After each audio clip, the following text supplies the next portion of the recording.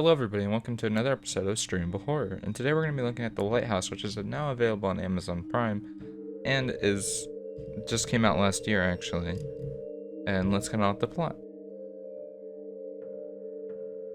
The movie is about two people that are completely different ages, one being in their probably late 30s and the other one being in their late 60s, being stuck on an island together watching over a lighthouse. And one of them slowly starts to go insane as though they basically get left behind on the island, basically both losing their complete minds as a storm comes in, basically ruining everything. And the one guy's hiding something inside the lighthouse, which is making the other one go crazy, making it starting to think that there's something inside of the lighthouse, even though it never really explicitly shows anything. It is a very weird plot, and the entire film is very strange. And it's an A24 movie, so kind of expect that. But besides that, yeah, it's very strange, and the plot is different. And it's something that's never been done before, I would say. It's filmed in black and white, which could knock some people away. And that could be bad, but if you don't mind black and white, this should be fine for you.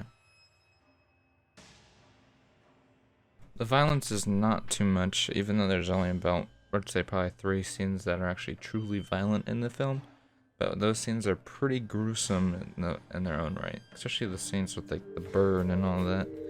So it can't when it wants to get graphic, it does get graphic, and it also gets graphic in different ways, but let's try to ignore that. But there are some scenes that are extremely graphic in this film throughout.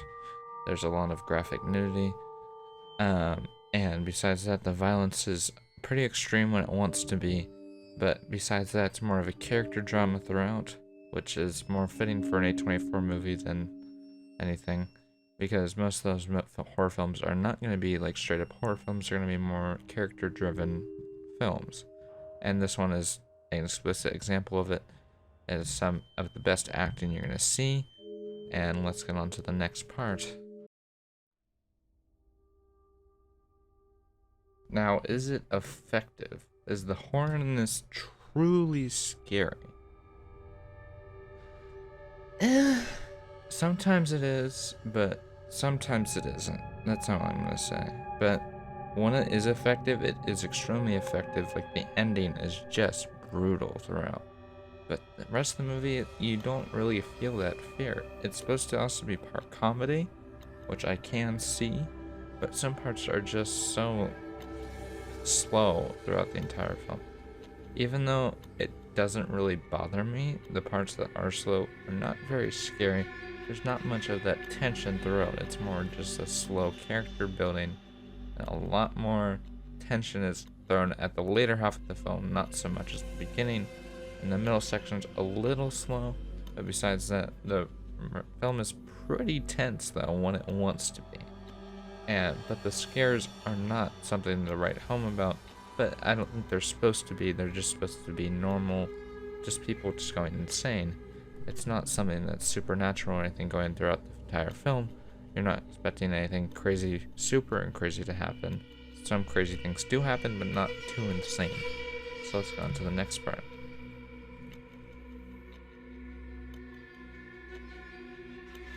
Now, would I recommend this film? Hard yes. Hard yes. This is some of the best acting you're ever going to see on film. Robert Eggers did a great job directing this film. Everything looks like it's straight out of the 1900s. Everything looks like it's supposed to.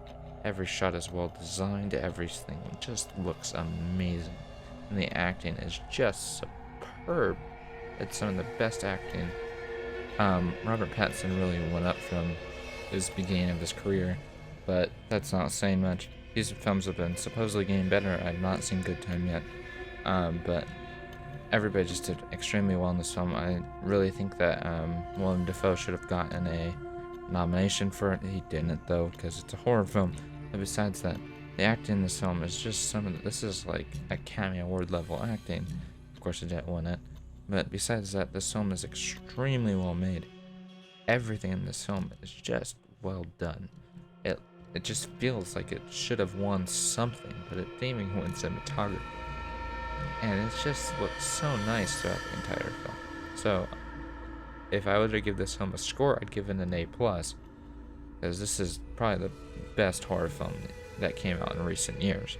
It's not very scary, but it's still a horror film. So, see you guys next week.